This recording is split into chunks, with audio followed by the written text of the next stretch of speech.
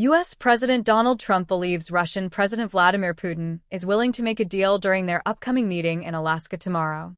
The U.S. president has threatened Russia with very severe consequences if Putin fails to end the conflict in Ukraine. If the summit goes well, Trump stated that his goal is to move towards a trilateral meeting with Ukrainian President Volodymyr Zelensky. The U.S. is making energetic and sincere efforts to end the conflict in Ukraine. The Russian president told his top officials today President Donald Trump has stated that if his meeting with Russian President Vladimir Putin in Alaska does not go well, he may hold a solo press conference rather than a joint one. I am going to hold a press conference. I'm not sure if it will be a joint. We haven't even discussed it. I think it would be nice to have a joint and then separate, the president told Fox Radio's Brian Kilmeade. So something like that will occur. If the meeting does not go well, I will just hold a press conference and leave. I'll go back to Washington.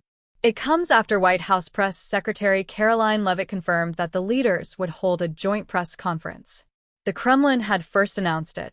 Trump did say that he would speak to the press no matter what. If the meeting is negative, Trump said he will host a press conference to warn that the war is going to go on. U.S. President Donald Trump estimated that his meeting with Russian President Vladimir Putin had a 25% chance of failing, previewing the summit as an effort to set the table for a second meeting with Ukrainian President Volodymyr Zelensky to achieve a settlement to end the years-long conflict.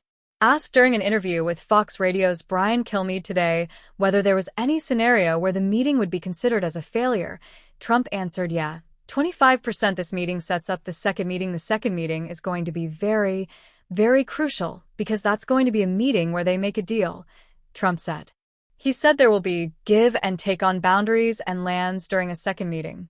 Tomorrow's meeting, he remarked, is like a chess game. U.S. President Donald Trump said he believes Russian President Vladimir Putin is heading into Friday's Alaska summit willing to negotiate a deal to stop the war in Ukraine. I believe today he's sure that he's going to make a deal. He's going to make a deal. I think he's going to.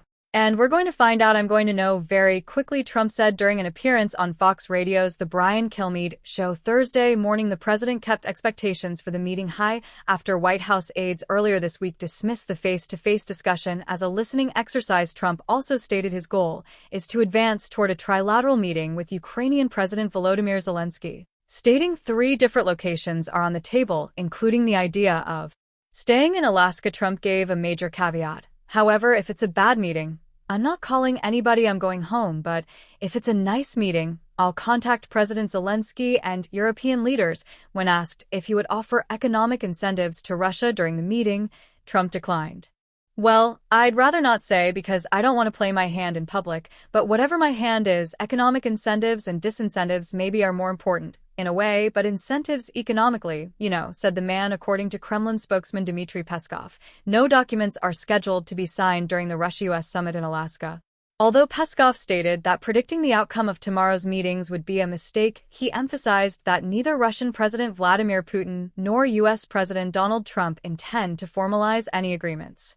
President Putin and President Trump are ready to talk and will discuss the most difficult issues, according to him.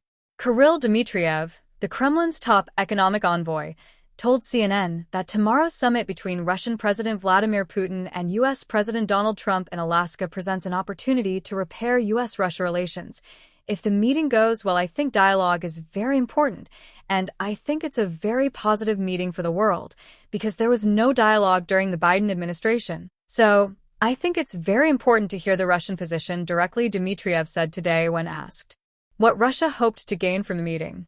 Dmitriev, the CEO of the Russian Direct Investment Fund, has played an important role in Russia's interaction with the Trump administration.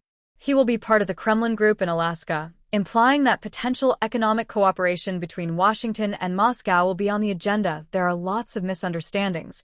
Misinformation about the Russian position. Dmitriev claimed it's also a chance to sort of reset, if the meeting goes well, U.S.-Russia relations.